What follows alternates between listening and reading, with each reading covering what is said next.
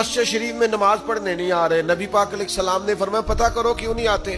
بس نظر جو پڑ گئی کیوں نہیں آ رہے پتہ کرو. تو صحابہ نے عرض کی یا رسول اللہ صلی اللہ تعالی علیہ وسلم ان کو نہ شکل سماعت کا عارضہ ہے, ذرا اونچا سنتے ہیں. تو جو آدمی اونچا سنتا ہے وہ بولتا بھی اونچا ہے. تو جب سے یہ آیت نازل ہوئی ہے نا یا ایھا الذین آمنوا لا ترفعوا اصواتکم فوق صوت النبی, اے ایمان والو اپنی آوازیں نبی پاک علیہ السلام کی آوازوں سے اونچی نہ کرو. جب سے یہ آیت نازل ہوئی ہے تو انہوں نے تو اپنے آپ کو گھر میں قید کر لیا ہے. وہ سمجھتے ہیں میں اونچا بولتا تھا کہیں میرے بارے میں تو نہیں آ گئی. تو بس نظر جو ہو گئی تھی. حضور نے فرمایا بلا کے لاؤ. تو صحابی بلانے گئے. کہا چل تجھے حضور نے بلایا ہے تے جے محبوب بلاوے ایک دم تے سر نو پیر بنائیے. اس سر منگے تے سر دے دئیے, کدے بھی دیر نہ لائیے.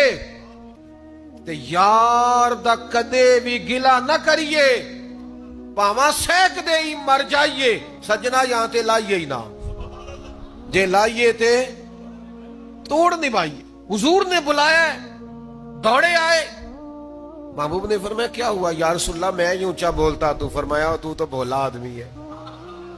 اب دیکھو وہ حضور کے ادب میں رو رہے ہیں تو کریم کی نظر ہو گئی. تو حضور نے 3 بشارتیں عطا کی. فرمایا 3 خوشخبریاں سن, تیری زندگی عزت والی گزرے گی, موت شہادت کی ملے گی, اور اللہ بغیر حساب کے جنت عطا کرے گا.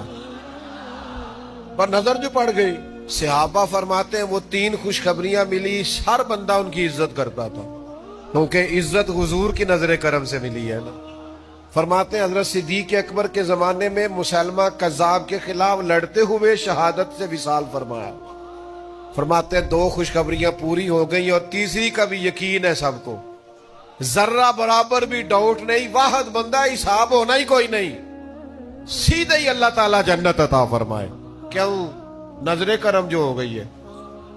یہ نظر کرم کا سوال کرو محبوب سے, مجھ پہ بھی چشم کرم اے میرے آقا کرنا, حق تو میرا بھی ہے رحمت کا تقاضا کرنا. حضور میرا بھی تو حق بنتا ہے نا, کوئی تھوڑی سی مجھ پہ بھی ہو جائے. اور یہ نظر کرم ہو جاتی